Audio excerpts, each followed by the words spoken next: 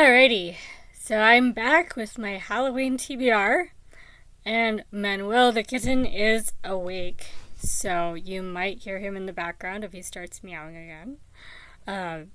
You'll see why I have custody of this kitten for until he goes away.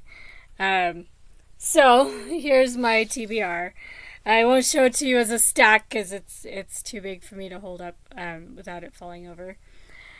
I make big stacks, but it gives me the options that I need. And for 4 days, I have no idea what I'm going to want to read in 4 days. Just something from among them, you know. So first up is Confessions of an Ugly Stepsister by Gergory Maguire. I've read a couple of his. They're cute, although I'm not as crazy about them as some of my friends were.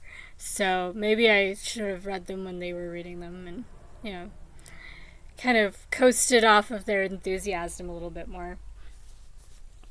Next one is Book of Night by Holly Black.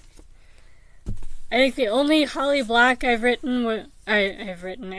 was a juvenile chapter book from a series, and I don't remember what it was, but I know I've read a book by her.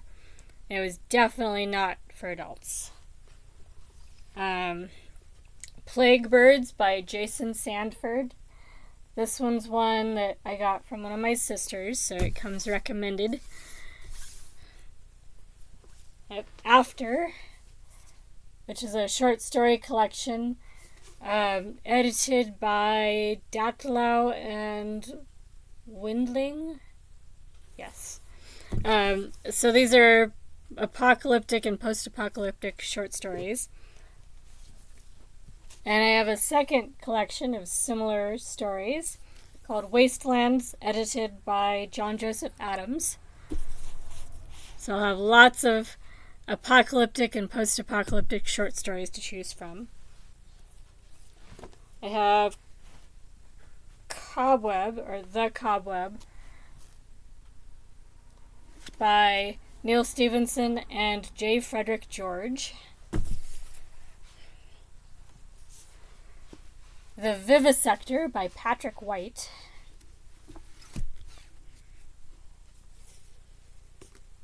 Fear of the Dark, a Doctor Who book by Trevor Baxendale.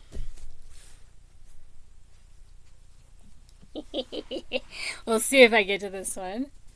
Twilight. Ooh. I've had this one for a while. It came off a free shelf. By Stephenie Meyer, of course. Got a nonfiction. Had to have nonfiction in here because we're almost to nonfiction November. So, History of Witchcraft. This one is by Jeffrey B. Russell. Just a note for anyone designing covers. The author name is somewhere in here, printed in red. You can barely read it once it started fading. So if you're going to design a book and put the author name over the picture, make it so that the author name's still going to be readable, because that one is a poor design. Amos Oz, Suddenly in the Depths of the Forest. This one is so nice and short. I might start with this one just so I get that satisfaction of finishing a book. Death of the Demon by Anne Holt. This one is a crime fiction, so this one counts for my crime fiction project. The Mysteries of Udolpho by Anne Radcliffe. And last but not least, From the Dust Returned by Ray Bradbury. And you might be able to hear in the background a meowing kitten. There we go. He's not as bad as he was, but I am sure that he will be doing that for a while. And my other cats are going to be looking at me like, why did you bring me this kitten? Hopefully it'll go away soon. Yeah, I'm hoping that we either find him a home directly or find him a rescue within the next couple days. Partly so he doesn't get ringworm. Right now he's still clean and he hasn't been handled all that much, and not in a way where he's likely to have picked up ringworm yet. But the longer he stays here, the greater the risk that he might pick up ringworm. So I'm hoping we'll get him out of here before then. So anyway, that's my TBR specifically for the next 4 days. So the rest of October, these will be included in my choices for what to read, as well as everything else from my TBRs from October.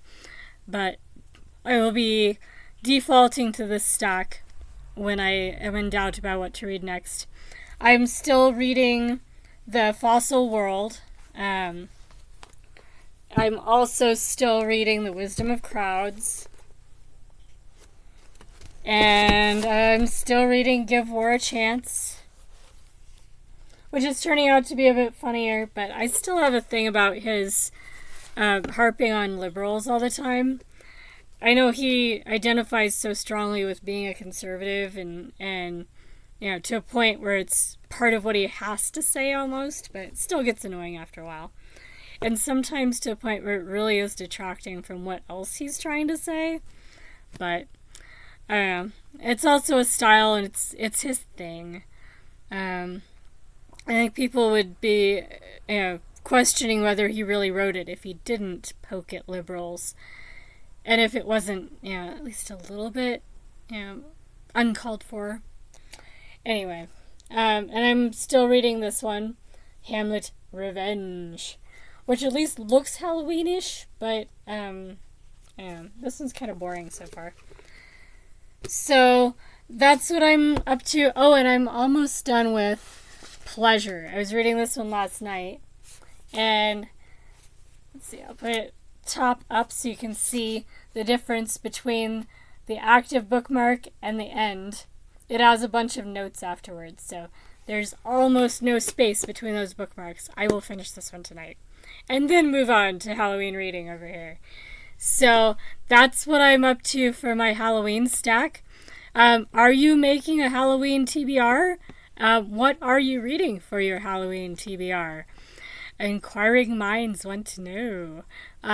If you're making a video of your Halloween TBR, leave me a link in my comments so that I can check out what you are reading.